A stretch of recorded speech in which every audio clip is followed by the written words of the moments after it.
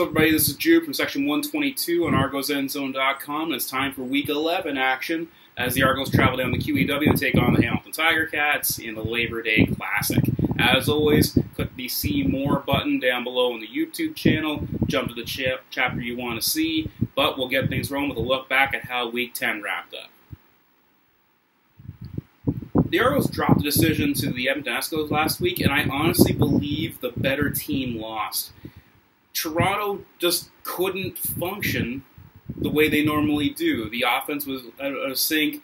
The special teams, my goodness, giving up the punt return touchdown was not the same team we saw against the Ottawa Redblacks the week before. A lot of people are going to say that the short week played a factor and that the legs just weren't underneath them. Myself, I'm thinking, I'm not big on excuses. They're professional athletes, and there's enough trainers on the staff to understand how to bring somebody back and what practice should have been to make sure they were ready, both between the ears and below the neck. So I don't like excuses. As one old saying went, the difference between explanation and excuse is the result. So that result was poor, so anything comes out to me as an excuse.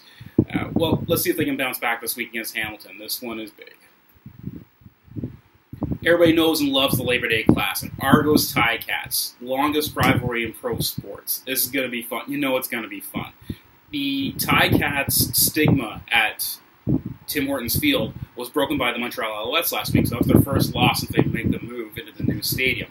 So let's see if the Argos can make it 2 in a row. Now, the Argos are facing one of the most dangerous defenses the CFL has seen.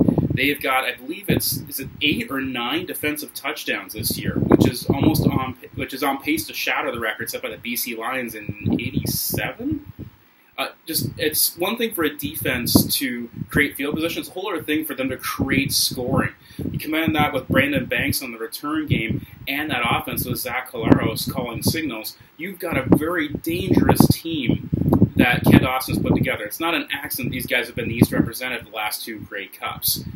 Keep in mind, it's also not an accident they've lost the 2 Grey Cups. They are beatable, as Montreal proved last week. Now, what the Argos are going to have to do, though, is they're going to have to blitz Collaros much more than they have any other opposing quarterback this season. They've been a very passive, bend-not-break type of defense, and what you saw from Montreal was they put constant pressure on Collaros. Don't let him get comfortable. Try to make him create inside the pocket, which he's totally capable of. Argo fans saw him do that 2 years ago in the double blue. So it's more about putting pressure on and just messing up the timing of those receivers. So basically, you've got to be physical on defense on every single down. It's no small feat, but it can be done. And when the Argos have the ball, of course, you're talking about an incredibly opportunistic defense that causes a ton of turnovers and scores on them. So ball control is going to be huge. There's an old saying in football that the team that wins the turnover battle usually wins the game. The Argos cannot turn the ball over, and they've got to maximize every scoring opportunity. So when they've got the ball, they've got to be aware of Samori Lawrence. They've got to be aware of Butler. There are so many weapons on the defense. It's a very, very strong Ticat team. And hey, I'm an Argos fan. I can't stand the Ticats, but you've got to respect the team they're going to put on the field. This is not what they call a cakewalk. Not that the Argos are slouches, because Chad Owens is back practicing with the team. Hopefully see him back soon. Ricky Ray was reactivated off of the 6-game disabled list. Now, he's not going to get the start. However, you're going to see Trevor Harris, who's been played very, very well. He's still leading the league in many passing categories. The team is no slouch. They just got to make sure they execute, and you can't miss opportunities against a team like Hamilton. It's going to be a tight game. It's going to be an exciting game, and you know those Ticat fans are going to be very, very passionate, especially when the Argos come to town. Who should be watching this week? There's 2 guys, of course, I'm thinking about. The first one I'm thinking about is Jermaine Gabriel on defense. He has made a huge impact this year for the Argos, literally and figuratively. He's left up some big hits.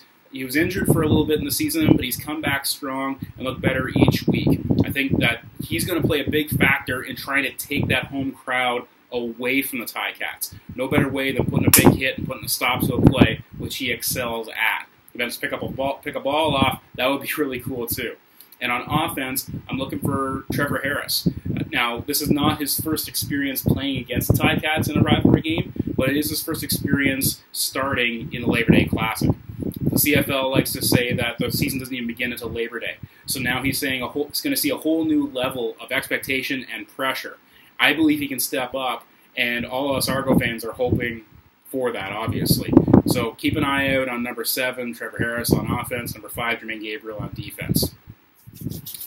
So prediction time. If you do the math, it should be a Hamilton 31, Toronto 23 game. There's no way I'm making that prediction. No.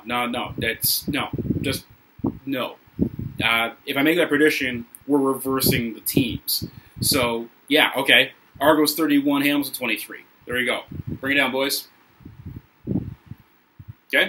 So, yeah, 31-23 Argos. That's what I'm going with. I can't remember if I picked that in CFL Pick'em now. Dang. Trashtag. Toronto Hamilton. It's going to be fun. Now, a tip of the cap to Mr. Kevin Kingsley, who had last week's Trashtag winner.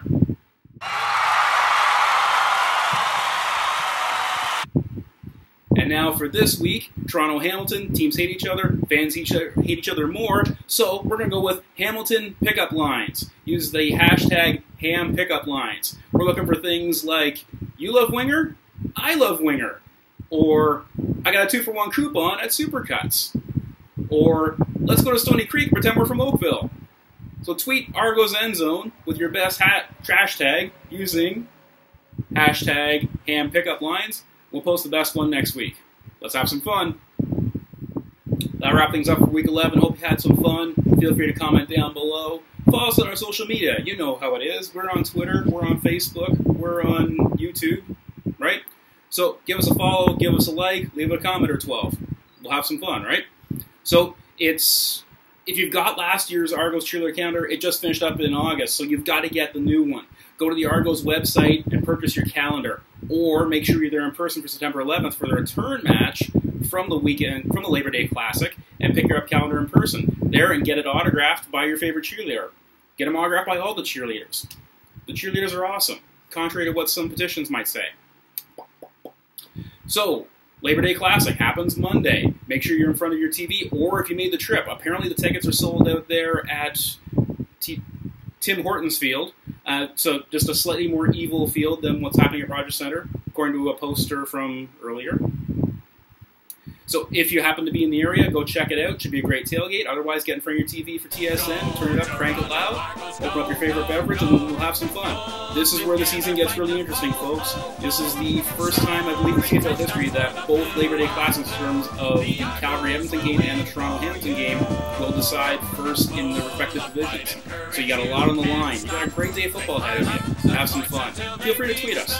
And until next time, this is Drew from Section 122 on ArgosEndzone.com, reminding that we drive the rail and we run.